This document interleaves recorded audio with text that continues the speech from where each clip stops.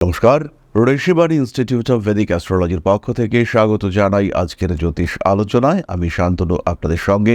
আলোচ্য বিষয় বিশুদ্ধ জ্যোতিষ, সমস্যা এবং তার সমাধান সূত্র।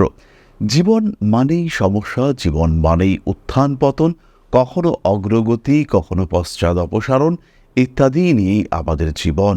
যত এগিয়ে চলবার চেষ্টা আমরা করব, ততই বারবার সমস্যার সম্মুখীন আমাদের হতে হবে। বাধা বিপত্তি, অশান্তি, অস্থিরতা এগুলোকে কাটিয়ে ধীরে ধীরে আমরা সাফল্যের দিকে এগিয়ে চলব এবং এই সাফল্য অর্জনের পথে আমাদের এই বাধাগুলিকে আমরা জানব, তাদেরকে অতিক্রম করবার রাস্তা খুঁজে বার করব। থাম্বনেল দেখেই বুঝতে পেরেছেন আজকে আমাদের আলোচ্য রাশিটি হলো ধনু। ভীষণ ব্যালেন্সড, কালপুরুষের নবম রাশি, দেবগুরু বৃহস্পতির দ্বারা প্রভাবিত। অনেকগুলো দিন ধরে দেবগুরু বৃহস্পতির দৃষ্টি সেটাও ধনুর ওপরে রয়েছে।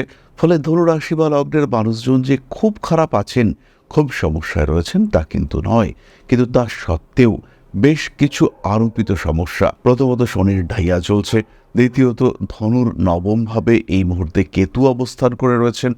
এর কারণে ভাগ্যের সাপোর্ট এটা যেন পুরোপুরি পাওয়া যাচ্ছে না। কোনো একটা কাজ আপনি জানেন হবে, এই একই কাজ আপনি এর আগেও বহুবার করেছেন, কিন্তু এবার আপনার সমস্ত আত্মবিশ্বাস সেটা যেন নষ্ট হয়ে যাচ্ছে। যে কাজটা যে কাজটা হবেই, সেই কাজটাও আলটিমেটলি গিয়ে হয়ে উঠছে না। আপনি কিন্তু সমস্যায় পড়ছেন। ধনুরাশি বা লগ্নের মানুষদের জন্য এটা কিন্তু রীতিমতো বড় একটি সমস্যা এবং আপনি বুঝতে পারছেন সব কিছু ঠিকঠাক, কেবলমাত্র দুর্ভাগ্য, কেবলমাত্র ভাগ্যের সাপোর্টের অভাব এটাই কিন্তু আপনাকে পিছিয়ে দিচ্ছে। বন্ধুদের জন্য করছেন, পরিবারের জন্য করছেন, কিন্তু তারা সন্তুষ্ট হচ্ছে না। আপনি যেমন চাইছেন, আপনি সবটুকু দেওয়ার পরেও তাদের কাছ থেকে যে রিটার্ন, তাদের কাছ থেকে যে আউটপুট, সেটা কিন্তু সঠিক পাওয়া যাচ্ছে না। পরবর্তী বিষয়টি হলো অকারণ অর্থনৈতিক চাপ। খরচ বাড়িয়ে ফেলেছেন, বিলাসিতা বেড়েছে, প্রয়োজনের তুলনায় অতিরিক্ত খরচ করে ফেলেছেন। এবার কিন্তু বেশ খানিকটা চাপের মধ্যেই আপনি রয়েছেন। মানি ম্যানেজমেন্ট ঠিকঠাক করে করতে পারেননি, ক্রেডিট কার্ডের বিল বেড়েছে, ব্যাংকের লোন বেড়েছে, এবার আপনি আর সামাল দিতে পারছেন না। প্রথমে ভেবেছিলেন সবকিছু গুছিয়ে নেবেন, কিন্তু আলটিমেটলি সিচুয়েশন এমন দিকে গেছে, টাকা পয়সার দিক থেকে ভয়ঙ্কর চাপ তৈরি হয়ে গেছে। ধনু কিন্তু পড়েছেন বড় সমস্যায়। পরবর্তী বিষয়টি হলো কর্মজীবনে অস্থিরতা। ধনুরাশির মানুষরা কাজ করছেন, কাজের রিটার্নও আসছে, কিন্তু তাও একটা অস্থিরতা কাজ করছে। নবমে কেতু, আপনি কনফিউজড, চাকরিটা থাকবে তো, ব্যবসায় আলটিমেটলি লাভ হবে তো, ঠিক একটা সীমানা বরাবর রেজাল্ট আসছে। আপনি ভাবছেন চাকরিটা থাকবে কি থাকবে না, আপনাকে জানানো হলো যে আগামী 6 মাসের জন্য চাকরি থাকছে।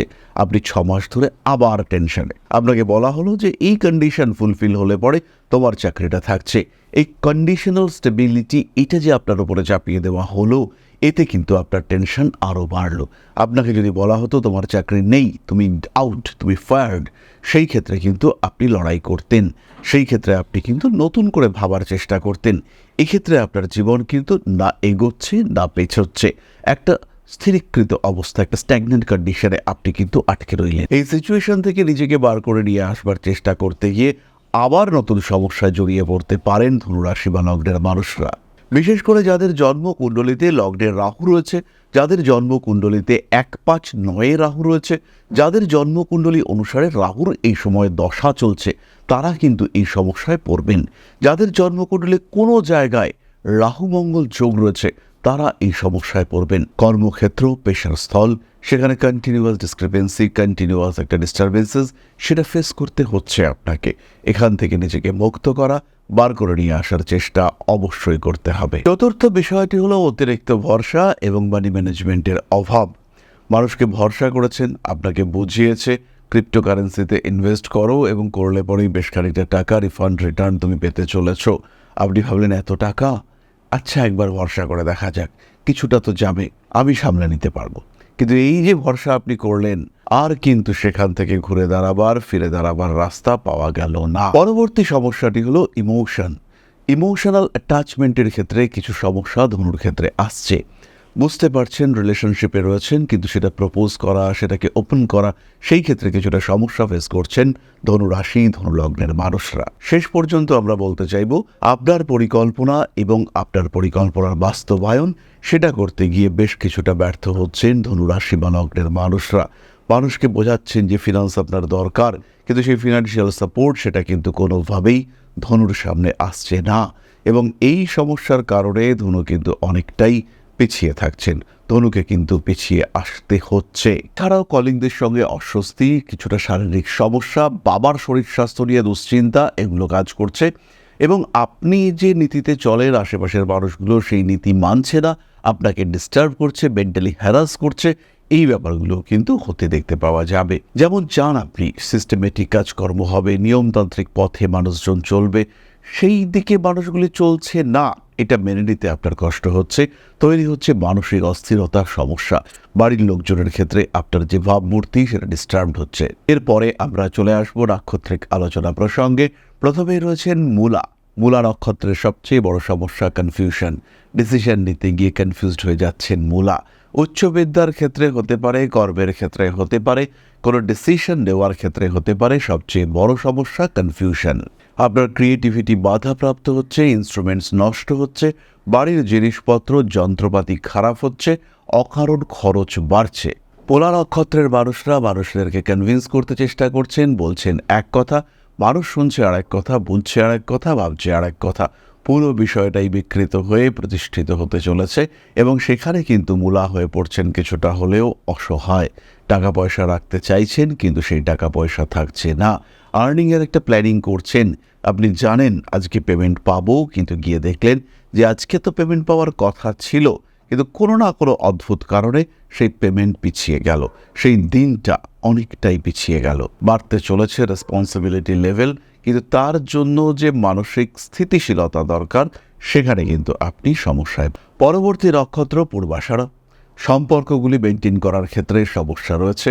বিলাসিতার কারণে অর্থনৈতিক চাপ, প্রয়োজন নেই তাও কিছু জিনিসপত্র কিনে ফেলেছেন, মানুষজনকে অতিরিক্ত খুশি রাখার চেষ্টা করেছেন, আপনি পড়েছেন মহাবিপদে।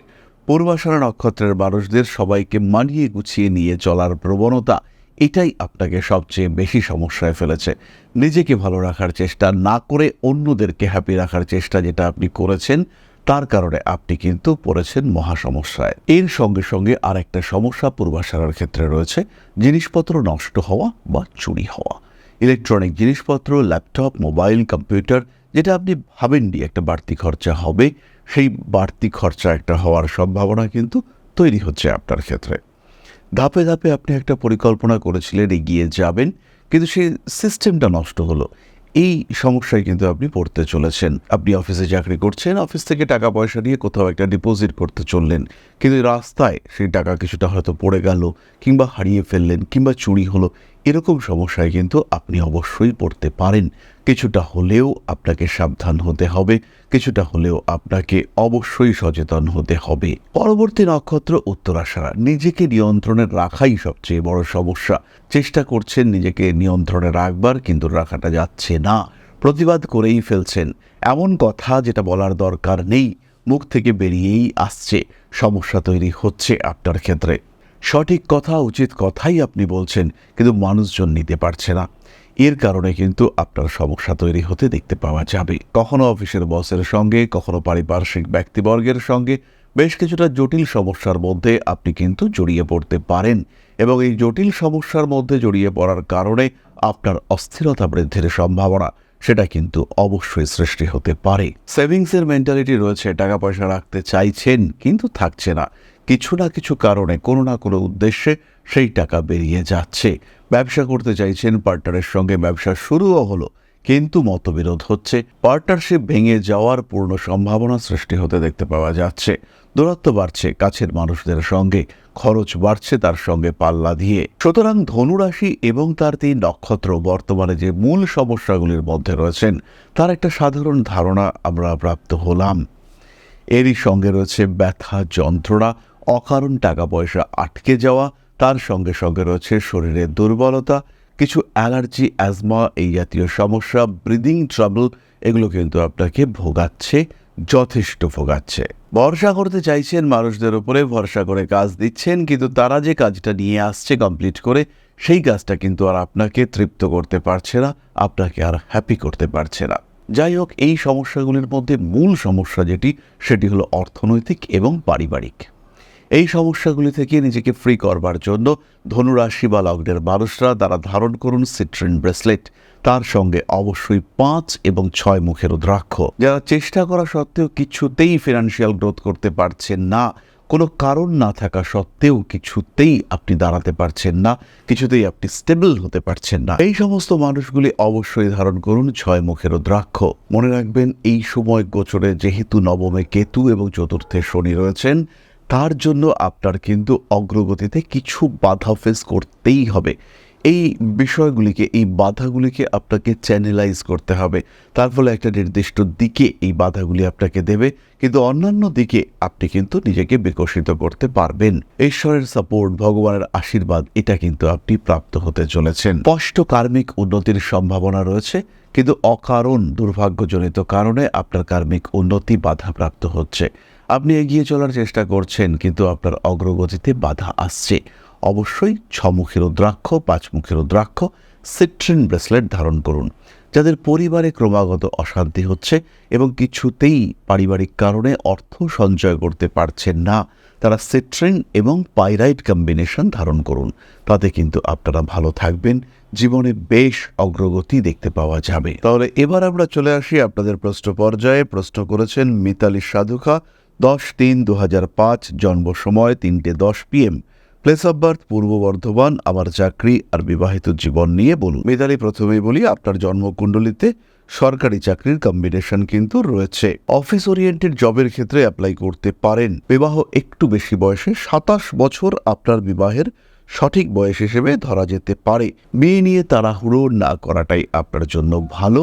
একটু ধীরে সুস্থে বিয়ে করুন, সেটাই আপনার জন্য বেটার হবে। বিবাহিত জীবন মাঝারি, মঙ্গলের প্রতিকার করিয়ে বিয়ে করা উচিত। তাহলে আজকের আলোচনা আমরা আর দীর্ঘায়িত করব না। সবাই সুস্থ থাকুন, ভালো থাকুন। মা শ্রী শ্রী আদিশক্তির আশীর্বাদ বর্ষিত হোক আপনাদের উপর।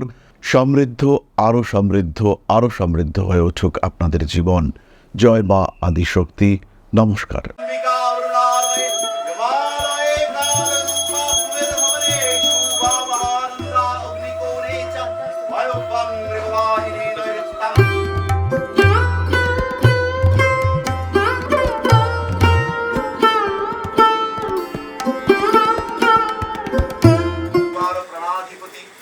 दक्षिणा कालिका परिषदाय स्वाहा।